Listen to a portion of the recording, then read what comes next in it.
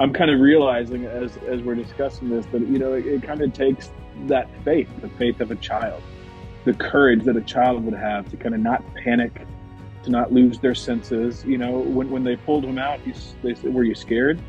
He was kind of like, "No, I knew there were angels there. I knew that I was being protected."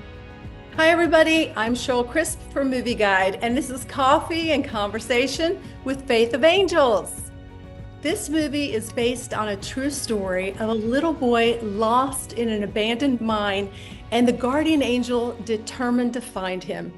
Premiering on Great American Family, April 19th.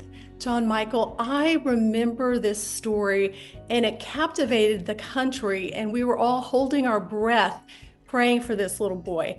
Do you remember this story, or what drew you to the script? I do not remember the story. This story is based in the fall of 1989, and I was about a year and a half old, so it wasn't on my radar. But I could tell you this: as soon as I kind of got caught up, I was blown away by this story, and it was an absolute pleasure to kind of retell it. Yeah, you played John Skinner, the hero of this story. Did you ever meet him in real life, or the one that played the little boy? The story was about Joshua Dennis. I've met all of them. They're all wonderful. I don't have any negative things to say about them, as hard as I've tried. I, in fact, I insisted. Our wonderful director, producer, writer, creator, Garrett Batty. Once I finally flew into Utah, I still hadn't met John. I was trying to set up a Zoom or a FaceTime with John. John's in his 70s, so I didn't know if he had an iPhone. I didn't want to put too much pressure on him, but I was like, I would love to have a conversation with him.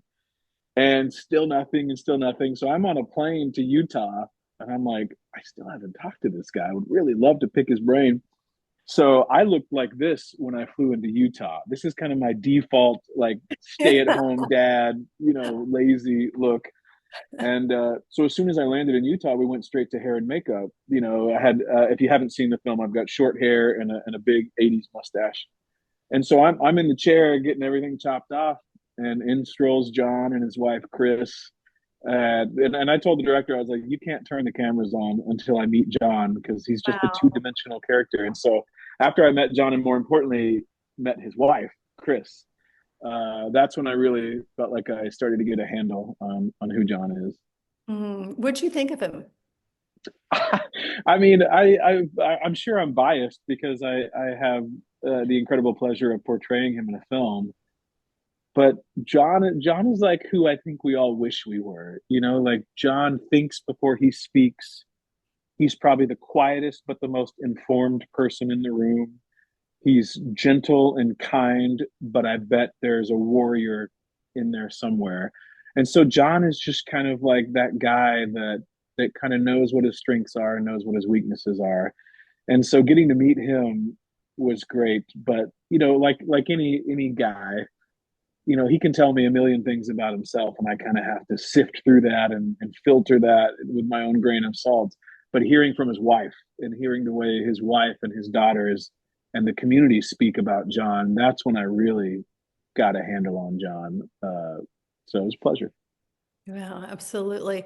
What was it like filming in that cave in the dark, experiencing what that little boy felt for 5 days? Well, I'm kind of naturally a skeptical person, and we're doing a true story, and of course, just like an audience member, I'm thinking, well, how much of this is true and how much of this is embellished slightly, and everyone told, like they said he was in there for 5 days and 5 nights. And when they pulled him out, he had a little bit of frostbite, on the toes and the fingertips, and he was probably in the hospital for 2 or 3 weeks, maybe a month, before he was finally discharged. And the mine is really cold and really dark, and I'm thinking, okay, I lived in Chicago, I know what cold is, I know what dark is. And I'm telling you, before you even get into the mine, I mean, you're approaching the entrance of the mine, the kind of archway. And 20 feet before you even get to the archway, you're blasted by this strong air conditioning, the Mm. pressures that are in the mountain. they're just blowing this cold air out. So before you even get in there, you're already freezing. And I can't imagine spending 5 days, 5 nights in pitch darkness, freezing. You know what I mean? So just just an incredible story, really. Yeah. And being a little boy like he was. Yeah, 10-year old. I think I'm kind of realizing as we're discussing this that it kind of takes that faith, the faith of a child, the courage that a child would have to kind of not panic, to not lose their senses. When they pulled him out, they said, "Were you scared?" He was kind of like, "No, I knew there were angels there. I knew that I was being protected." And that kind of, once again, the mind of a child, kind of shows us all, illuminates things in all of us that we kind of lose in our adulthood. So it was just really special to kind of meet all these people and hear their stories. Yeah, absolutely. This movie is about faith making the impossible possible, and how God uses ordinary people to do extraordinary things. Can you talk about that? Absolutely. It wasn't a point of contention, but I remember when Garrett Batty first approached me, the director, writer, and said, I think our original title was like Angels in the Mine or something like that. And he approached with Faith of Angels, the Faith of Angels. And I pushed back a little bit, just kind of, grammar and think, whatever, it didn't matter. And now I'm realizing that I think the angels were really the community members. Those people that after 5 days and 5 nights, they put on those reflective vests and they search the mountainside, and so really this has kind of reconnected people to their communities, to their families, whatever that looks like in your own particular situation. But that was really powerful to me, the kind of faith that the community kept, that the law enforcement had given up hope. The state workers had kind of given up hope, and they were kind of planning on having a candlelight vigil at the mouth of the cave, for lack of a better term. And it was really just a last ditch effort. And John finally was like, "Come on, can I go in there?" And they finally were kind of like, "Sure." At this point, what's the worst that could happen? John dies. You know, that's honestly kind of what they were thinking. And John, as I mentioned before, I think John found him in 20 minutes. They've been That's looking for 5 days and 5 nights, and in less than 30 minutes, John. Now, it took another 45 minutes to an hour to extract the young boy because he had gotten very lost and not stuck, but stuck in a different kind of way. And so, just things like that, that you're like, man, as an artist, you want to tell good stories and you want to tell stories that people can connect to. And in a situation like this, you don't have to push. You just tell the story, tell the true story. Yeah, there's so much going on more than we can see and hear Mm-hmm. and feel. It's really incredible. Okay, I can't let you go without talking about your next movie coming up in spring, Yeah. and you star again, Art Millard, the lead singer of Mercy Me. And I can only imagine what that's going to be about. But can you give us a little sneak preview? I can. And I'll tell you this, we never in a million years had a sequel in mind. The story kind of finishes itself, and this happens and this happens.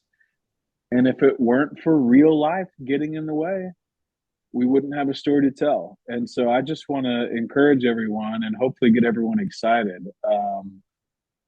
We've got something incredible to show everybody. This is a story where, the first movie was about a father-son relationship where I played the son, and we're going to flash forward, I think, more years than people are expecting, and I'm going to get to play the father in this one.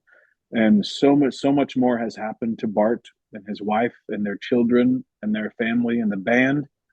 Um, I just I can't wait to show everyone. We put together another incredible script, another incredible project, and we're looking forward to it.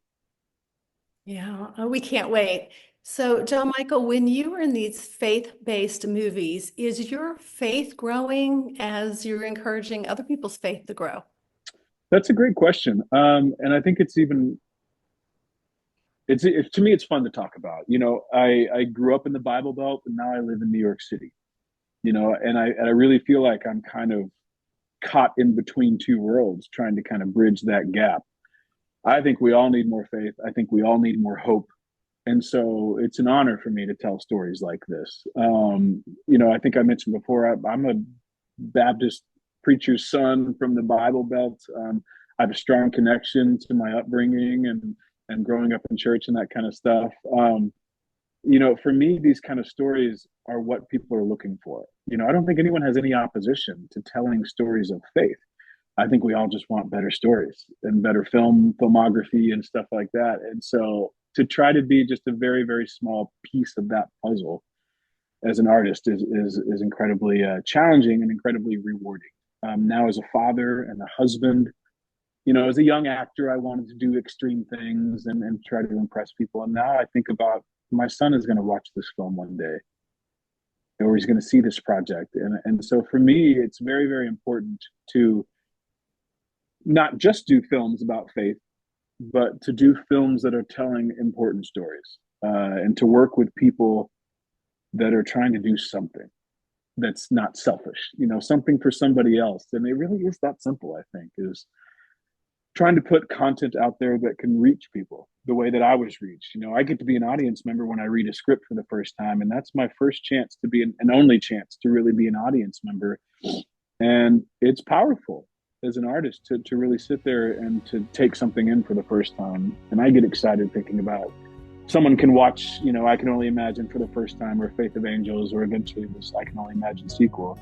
And I think about how they might be impacted by these stories. So yeah. It's just a pleasure.